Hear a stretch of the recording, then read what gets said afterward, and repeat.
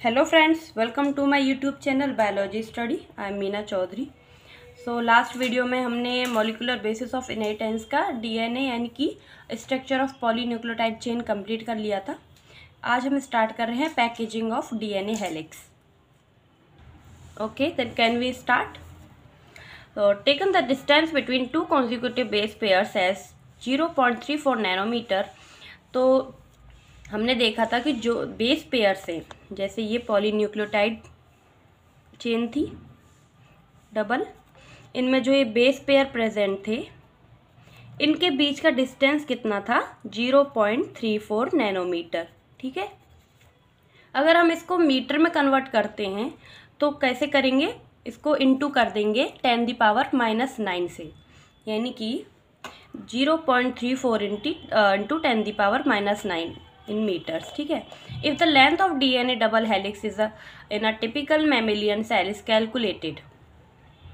तो अगर हम किसी मैमेलियन सेल का, यानी कि जैसे हम ह्यूमन का ही ले लेते हैं, क्योंकि ह्यूमन जो है वो भी एक मैमल है, तो इसीलिए हम ह्यूमन का डीएनए लेते हैं और उसको कैसे कैलकुलेट करते हैं, उसकी लेंथ वो पता करते हैं by simply multiplying the total number of base pair with distance between two consecutive base pair, that is 6.6 into 10⁻⁹ base pair into 0.34 into 10⁻⁻9 metre पर बेस पेयर्स. ठीक है. तो हम क्या करेंगे, जैसे टोटल हमने डीएनए की लेंथ क्या करनी है, कैलकुलेट करनी है. तो हम क्या करेंगे, जो हम बेस पेयर्स के बीच का डिस्टेंस था, यानी कि जो 0.3 नैनोमीटर था, इसको हमने मीटर में कन्वर्ट करके क्या लिखा था? 0.34 इंटू 10⁻⁹ मीटर. और इसको हम इंटू कर देंगे किससे? जो हमारा क्या है, total number of base pair जो होते हैं मैमेलियन सेल में कितने हैं, वो 6.6 इंटू 10⁻⁹ बेस पेयर. इससे हम क्या करेंगे, जो डिस्टेंस है बेस पेयर्स के बीच का और जो total number of base pairs है उनको मल्टीप्लाई करके हम जो डीएनए है उसकी टोटल लेंथ निकाल लेंगे. ठीक है. It comes out to be approximately 2.2 metres. तो जो अप्रॉक्सीमेटली इसकी लेंथ है डीएनए की, वो कितनी निकल के आती है? 2.2 मीटर्स. तो सोचो कि जो डीएनए की लेंथ है वो 2.2 मीटर है और जो न्यूक्लियस है वो छोटा सा है, यानी कि न्यूक्लियस तो इतना सा होता है ना, और डीएनए की लेंथ मान लो इतनी बड़ी है. तो अगर डीएनए इतना बड़ा है तो वो इस छोटे से न्यूक्लियस के अंदर कैसे फिट हुआ, वो हम आगे देखेंगे. ठीक है.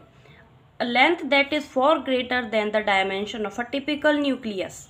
तो जो न्यूक्लियस है उससे बहुत ज़्यादा लार्ज नंबर में है जो डीएनए की लेंथ है वो, जो कि न्यूक्लियस का साइज़ कितना होता है, डायमेंशन कितनी है उसकी? 10⁻⁻6 मीटर जो न्यूक्लियस का क्या है, साइज़ है. ठीक है. How is such a long polymer package in a cell. तो कैसे जो इतना लॉन्ग पॉलीमर जो डीएनए है वो इस जो सेल है उसके अंदर पैक्ड है. If the length of E. coli DNA is 1.36 millimeter, can you calculate the number of base pairs in E. coli? तो हम जो E. coli है उसकी कैसे लेंथ हम कैलकुलेट करते हैं कि जैसे जो बेस पेयर है E. coli में टोटल कितने होते हैं? 4.6 इंटू 10⁻⁶ बेस पेयर होते हैं. ठीक है.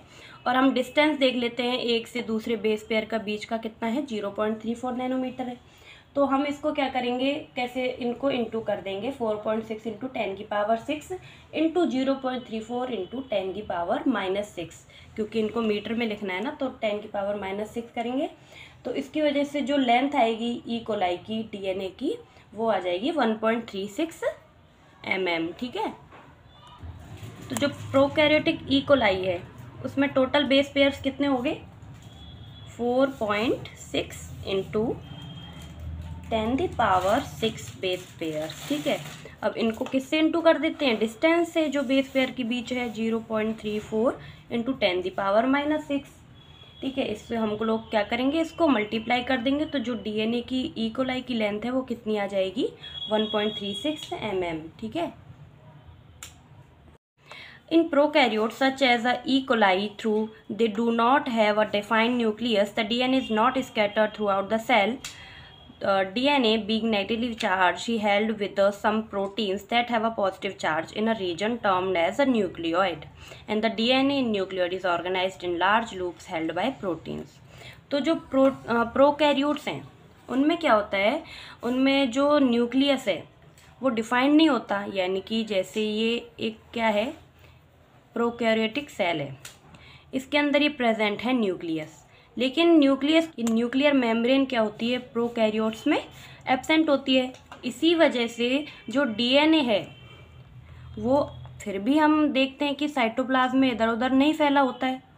तो वो कैसे अरेंज्ड है, न्यूक्लियस के अंदर है, एक फिक्स्ड पोजीशन होती है जो न्यूक्लियस में डीएनए की, वो वहीं पे कैसे है, वो साइटोप्लाज्म में क्यों नहीं आ रहा, क्योंकि उसके पास न्यूक्लियस की तो न्यूक्लियर मेम्ब्रेन है ही नहीं प्रोकैरियोट्स में। तो वो कैसे होता है वो हम देखते हैं कि जब डीएनए होता है वो क्या होता है, नेगेटिवली चार्ज होता है, ठीक है। तो इसमें क्या होता है कि यहाँ पे जो न्यूक्लियस उसके अंदर एक प्रोटीन भी प्रेजेंट होता है जो कि क्या होता है, पॉजिटिवली चार्ज होता है। तो इसीलिए जो पॉजिटिवली चार्ज प्रोटीन है वो क्या कर रहा है, जो डीएनए नेगेटिवली चार्ज है इसको अट्रैक्ट कर रहा है, मतलब पकड़ के रखा है उसको। अब दोनों को उसने एक दूसरे से पकड़े रखा है, इसी वजह से जो डीएनए है वो न्यूक्लियस के अंदर ही सिचुएटेड है, वो बाहर नहीं जाता है, ठीक है। तो इसीलिए जो ये रीज़न है इसको बोला है nucleoid. And the DNA nucleoid is organised in large loop held by proteins. और जो ये न्यूक्लियोइड है ना, वो क्या होता है, इसमें जो प्रोटीन्स होते हैं ना वो लार्ज लूप में प्रेजेंट होते हैं। ये क्या है, ऑर्गेनाइज्ड है डीएनए न्यूक्लियोइड में, बड़े जो प्रोटीन है वो उसने पकड़ के रखा हुआ है, प्रोटीन ने डीएनए को, ठीक है। तो यूकैरियोट्स में क्या होता है, अब हम ये देख लेते हैं।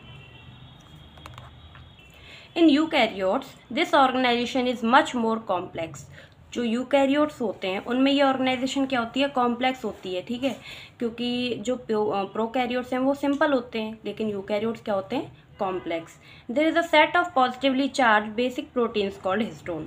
तो उनमें जो यूकैरियोट्स हैं उनमें क्या पाया जाता है, पॉजिटिवली चार्ज जो प्रोटीन्स होते हैं ना वो पाए जाते हैं, जिनको बोला जाता है हिस्टोन प्रोटीन्स, ठीक है।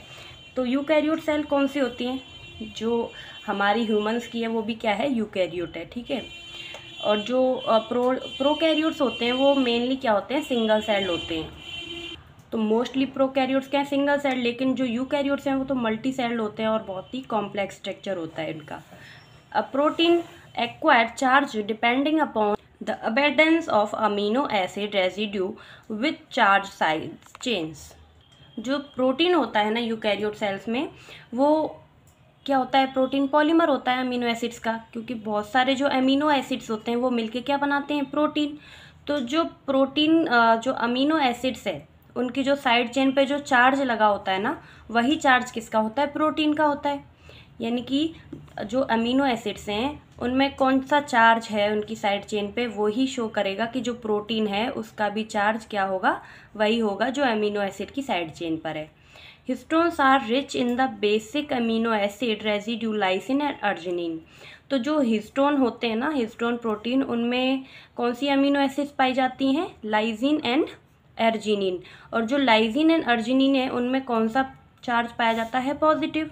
And both the amino acid residue carry positive charge in their side chain. तो जो लाइसिन और अर्जिनिन है इनकी साइड चेन पे कौन सा चार्ज पाया जाता है, पॉजिटिव। इसीलिए जो हिस्टोन प्रोटीन है उसका भी कौन सा चार्ज है, positive. Histones are organized to form a unit of 8 molecule called histone octamer. तो जो ये हिस्टोन है ये कैसे ऑर्गेनाइज होते हैं, 8 मॉलिक्यूल की फॉर्म में, जिसको बोलते हैं हिस्टोन ऑक्टामेर। 8 है तो ऑक्टामेर है, ठीक है।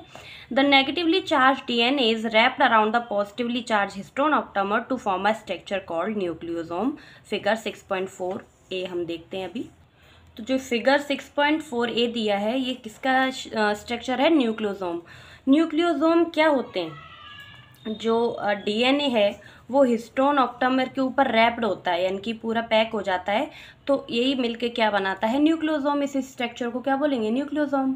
तो इसमें जो डीएनए है वो क्या है, नेगेटिवली चार्ज्ड है, लेकिन जो हिस्टोन ऑक्टामर है वो क्या है, पॉजिटिवली चार्ज्ड। तो इसीलिए एक दूसरे को ये क्या कर लेंगे, पकड़ लेंगे, यानी कि डीएनए जो है ये हिस्टोन ऑक्टामर के ऊपर रैप हो जाएगा, पूरी तरह से पैक हो जाएगा, ठीक है।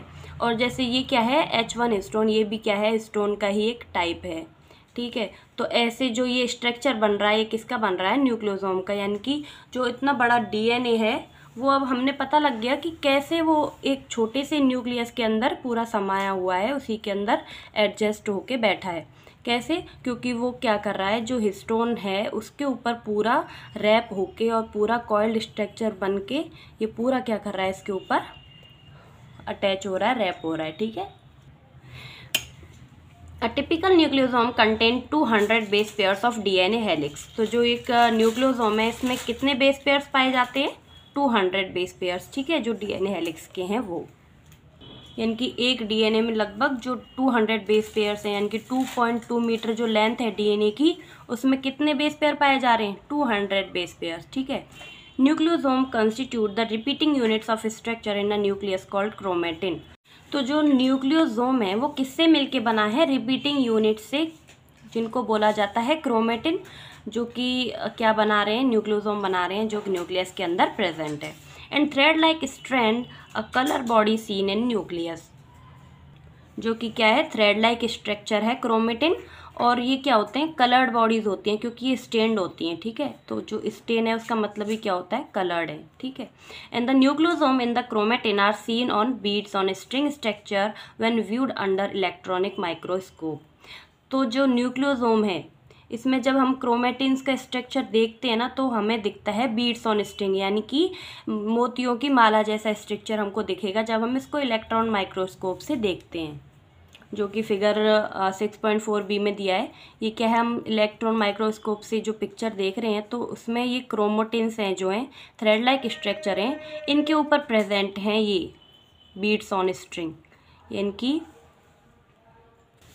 तो ये जो थ्रेड लाइक स्ट्रक्चर है क्रोमेटिन, इनके ऊपर क्या प्रेजेंट है? ये हैं बीड्स लाइक, जो स्ट्रिंग लाइक स्ट्रक्चर है न्यूक्लियोसोम्स, ये प्रेजेंट हैं छोटे छोटे। तो ये कैसा दिख रहा है हमको? जब हम लोग इसको देखते हैं इलेक्ट्रॉन माइक्रोस्कोप में तो हमको ये दिखेगा मोतियों की माला की तरह। ठीक है, क्योंकि ये क्या है? थ्रेड लाइक स्ट्रक्चर क्या है? ये क्रोमेटिन्स हैं। ठीक है, इनके ऊपर ये प्रेजेंट हैं न्यूक्लियोसोम्स, छोटे छोटे छोटे छोटे बहुत सारे न्यूक्लियोसोम्स प्रेजेंट होते हैं, जो कि कैसा दिखते हैं? मोतियों जैसे। ठीक है, तो इसी को बोला है the nucleosome in the chromatin are seen as beads on string structure when viewed under electron microscope. The beads on string structure in chromatin is packaged to form a chromatin fiber that are further coiled and condensed a metaphase stage of cell division to form chromosome. अब क्या होता है? जो ये beads on string structure है जो chromatin में present है, ये क्या करेगी आगे?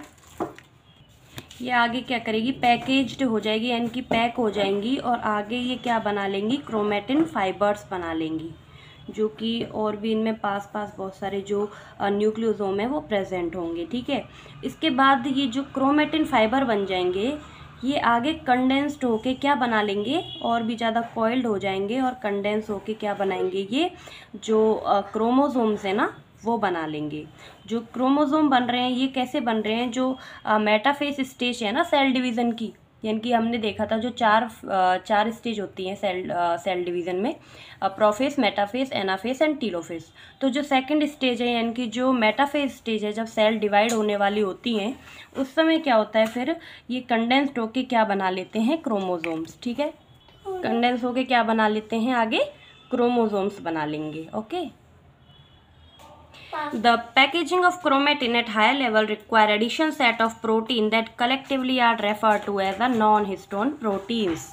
तो जो ये पैकेजिंग है क्रोमेटिन फाइबर्स की, अगर ये हाई लेवल पे हो और जो इनके पैकेजिंग के लिए जो एडिशनल अमाउंट में प्रोटीन की आवश्यकता हो, तो इसी को बोला जाता है नॉन हिस्टोन क्रोमोसोमल प्रोटीन्स। तो क्या हो गया? जो नॉन हिस्टोन क्रोमोसोमल प्रोटीन्स हैं उनका जो मॉलिक्यूलर वेट है वो भी हाई होगा हिस्टोन से, तो जो हिस्टोन्स हैं उनका मॉलिक्यूलर वेट क्या होता है? लो।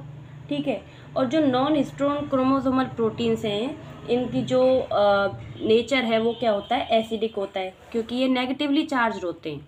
लेकिन जो हिस्टोन्स हैं उनका नेचर क्या होता है? पॉजिटिवली चार्ज होते हैं, तो वो बेसिक होते हैं। ओके, तो in a typical nucleus, some region of chromatin are loosely packed and stain light are referred to as a euchromatin. तो अब जो क्रोमेटिन है वो भी दो टाइप्स के हैं, एक है यूक्रोमेटिन एंड सेकंड है हेट्रोक्रोमेटिन। तो जो यूक्रोमेटिन है वो क्या होते हैं? जब जो न्यूक्लियस है उसके अंदर जो क्रोमेटिन वाला रीजन होता है ना, वहाँ पे अगर लूजली पैक्ड है वो क्रोमेटिन, यानी कि जो और जहाँ पे ये लाइट जो है वो स्टेन यानी कि कलर भी लाइट आ रहा है, जैसे कि ये क्या है, एक सेल न्यूक्लियस है, इसके अंदर जो ये क्रोमेटिन प्रेजेंट है इस रीज़न पे, यानी कि ये कोई रीज़न है, यहाँ पे जो ये क्रोमेटिन है वो क्या है, लूजली पैक्ड है। तो ये लूजली पैक्ड हैं यानी कि खुले खुले हैं, तो इसी वजह से ये जो आगे क्या होगा कि जैसे अपन यहाँ पे कोई स्टेन डाल रहे हैं, कलर डाल रहे हैं, तो ये यहाँ पे कम कलर को ले पाएगा। तो इसी को बोलते हैं स्टेन्स लाइट, यानी कि अगर हम कलर दे रहे हैं तो वो लाइट कलर ही लेगा। और जो क्रोमेटिन है वो क्या है, इधर लूजली पैक्ड हैं, तो इसी को बोलते हैं यूक्रोमेटिन्स। और जो क्रोमेटिन, अगर जैसे इसी में क्या होता है हम देखते हैं, यूक्रोमेटिन जो हेट्रोक्रोमेटिन है वो क्या होता है कि जो क्रोमेटिन्स हैं वो अगर डेंसली पैक्ड हैं यानी कि टाइटली पैक्ड हैं, और जब हम उनमें कोई कलर डाल रहे हैं, स्टेन डाल रहे हैं, तो वो क्या करेगा, डार्क हो जाएगा, यानी कि डार्क कलर एक्सेप्ट करेगा। तो इसी को बोलते हैं डार्क स्टेन, एंड इसको बोल देंगे हम heterochromatins. Then euchromatin is said to be transcriptionally active chromatin whereas the heterochromatin is inactive। तो अब जो यूक्रोमेटिन है वो क्या है, एक्टिव हैं, ट्रांसक्रिप्शनली एक्टिव। इसका मतलब क्या हुआ, जैसे डीएनए से आरएनए बनता है उस प्रोसेस को बोलते हैं हम ट्रांसक्रिप्शन। तो यानी कि हम देखते हैं जो यूक्रोमेटिन है ना, इनका रोल क्या होता है, डीएनए से आरएनए बनाना, ठीक है। तो अगर ये डीएनए से आरएनए बना रहे हैं यानी कि ये लूजली पैक्ड भी हैं, तो ये लूजली पैक्ड हैं तो ये इजीली क्या करेंगे, एक से दूसरी जगह पे ट्रांसफ़र हो पाएंगे, यानी कि ये एक्टिव हो पाएंगे। और ऐसे ही जो हेट्रोक्रोमेटिन है वो क्या है, इनएक्टिव, क्योंकि वो क्या है, डेंसली पैक्ड है और टाइटली पैक्ड है, तो फिर वो कम एक्टिव है, ठीक है। तो अब जो ये हेट्रोक्रोमेटिन यूक्रोमेटिन है इनके बीच क्या क्या डिफरेंस है, जो हेट्रोक्रोमेटिन है वो क्या है, डार्क भी हैं और टाइट हैं एंड इनएक्टिव हैं। उसी तरह जो यूक्रोमेटिन है वो क्या है, लाइट हैं और लूजली पैक्ड हैं, और ये क्या है, मोर एक्टिव हैं, ठीक है। तो आज के लिए इतना ही। अगर आपको मेरा वीडियो अच्छा लगा हो तो प्लीज़ मेरे चैनल को लाइक, शेयर एंड सब्सक्राइब करें, और कोई भी डाउट हो तो मुझे कमेंट बॉक्स में ज़रूर बताएं, ठीक है। तो अब the search for genetic material हम नेक्स्ट वीडियो में करेंगे। तब तक के लिए bye bye, take care, thank you.